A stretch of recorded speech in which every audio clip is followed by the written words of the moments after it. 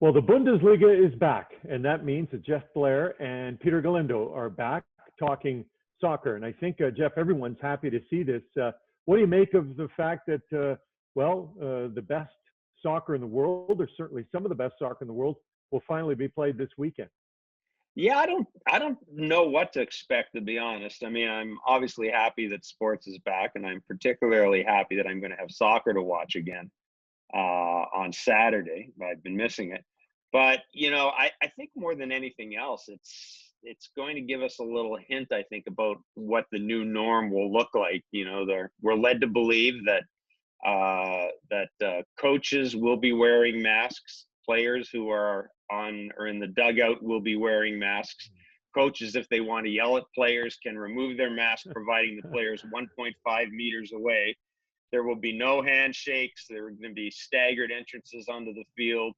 It's going to be a bit of a glimpse, I think, about what the new norm will be for contact sports. And yeah, I think a lot of fans will be watching because it's sports. It's something live. It's something we haven't seen for a while. But I think a lot of people are going to be watching purely to see just what it looks like. Peter, did you think that, and we'll pick the Bundesliga because that's who's getting started on the weekend. Did you think that soccer like this would have returned earlier, or is this about the timeline you might have expected when COVID-19 hit? I was expecting later, much like we see with La Liga and Serie A now that are targeting June return dates, and it looks like the Premier League in England might be doing the same thing. I figured that the Bundesliga would kind of fall in that same category. So I am pleasantly surprised to see that they are returning in mid-May. Now the question remains, which Jeff did kind of touch on, is, now that everybody's going to be watching, does it actually pan out that, at least as they hope, that it will be planned? Because obviously one positive test or a couple positive tests could change the entire complexion of the Bundesliga's restart plan. Well, Peter, you can start, and Jeff, follow up. When it comes to 9 matches over the course of 3 days, Dortmund versus Schalke. Peter, what's that like when it comes to, a premier matchup of so many matchups that everyone's excited about? Well, it is one of the premier derbies, rivalries in European soccer, let alone in Germany. It's probably the biggest in Germany. So this, even if we won't have fans in the stands, it should still be a very entertaining match. We've seen some classics over the years, especially in the last couple of years. There was that 4-4 draw in Dortmund a couple years ago where Schalke came back from 4-0 down to draw 4-4. And then last year, the last time these teams met in Dortmund, Schalke walked out of their 4-2 winners. So they can be very exciting. Now, you can also have matches that end 0-0, much like we saw in the first meeting between these two teams. But that's what you kind of get with these derbies. They can either be very tense or very open and entertaining. Hopefully for neutrals, it is the latter. Jeff, when it comes to this matchup or any matchup, there's no one in the stands. And I wonder if that has an impact on both teams the same, or just what it will be like to see these players on the pitch and that's it. Yeah, this is, as Peter said, normally there'd be 80,000 people in for this match. Dortmund, it's a fabulous place to go watch a match. One of the concerns that both Germany and England have had, and England, of course, is farther away from getting their leagues back, but one of the concerns they've had is, how do they prevent fans from congregating outside of the stadiums? And this will be a huge test because, again, they are arch rivals, Schalke and Dortmund. They've got two very energized, very well-organized fan groups. They enjoy getting at each other. It's not as violent as some derbies you're going to see around the world. But, one of the concerns was, can we play a match, and even if we're going to keep people out of the stands, can we ensure that they don't congregate? And I think that's another aspect of this particular match that will be watched with a lot of interest in Germany. How are fans going to react? It's a test for a lot of people. It's kind of it's the biggest single test for the German government's plan geared towards reopening their society we've seen, and there's a lot riding on this.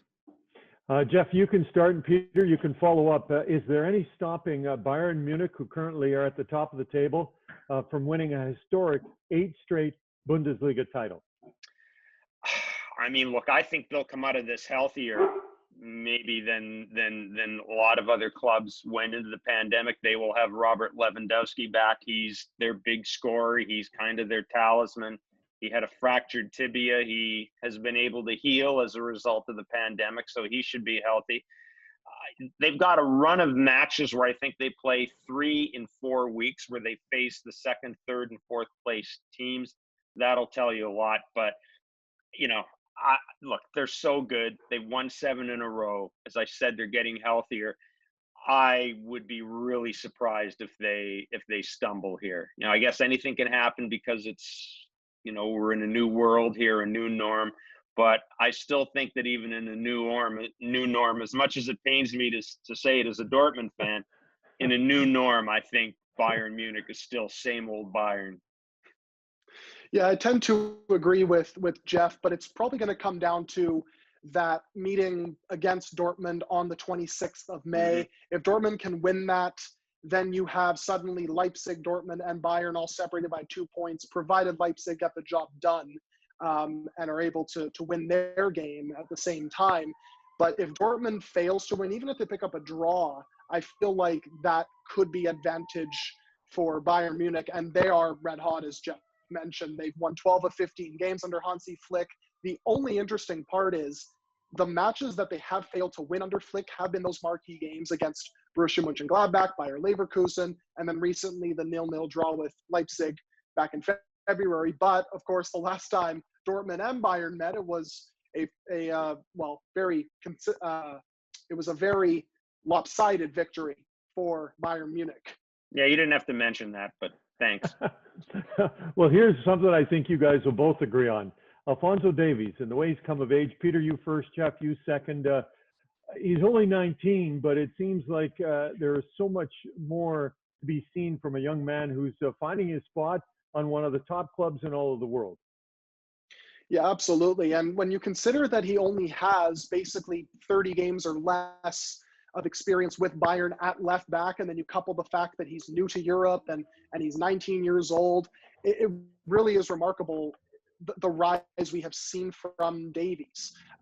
There are questions about maybe what happens once Niklas Süle's healthy. You know, does Davies retain his spot? That probably all depends on if Jerome Boateng gets sold or Javi Martinez gets sold, therefore opening a spot on that back line, which I anticipate will happen. Are there defensive deficiencies in Davies' game? Absolutely, but that comes with the territory when you are that inexperienced in the position. That will come with time, especially now that Bayern seem to have a very clear, concise tactical strategy that can mask those weaknesses at this point in time for Davies. Yeah, I was going to say, I think the biggest thing working in Alphonso Davies' benefit, as Peter says, he's young. He's still really new to the European game, but he also really has the backing of his manager, Hansi Flick. I mean, one of Hansi Flick's signature accomplishments so far has been accommodating Alphonso Davies, getting him into the lineup on a regular basis. You know, he's joining a team now with a healthy Robert Lewandowski. He is going to be pushed, I think, for his spot in the starting lineup, but you know, he's just signed a new contract or agreed to a new contract. At least the coach loves him. The fans love him. His teammates love him. Yeah. Man, I'll tell you what, I think he has landed in absolutely the best place possible to further his career. I don't think there's a better club that he could be at right now. And that's great, not just for him. It's great for Canadian soccer.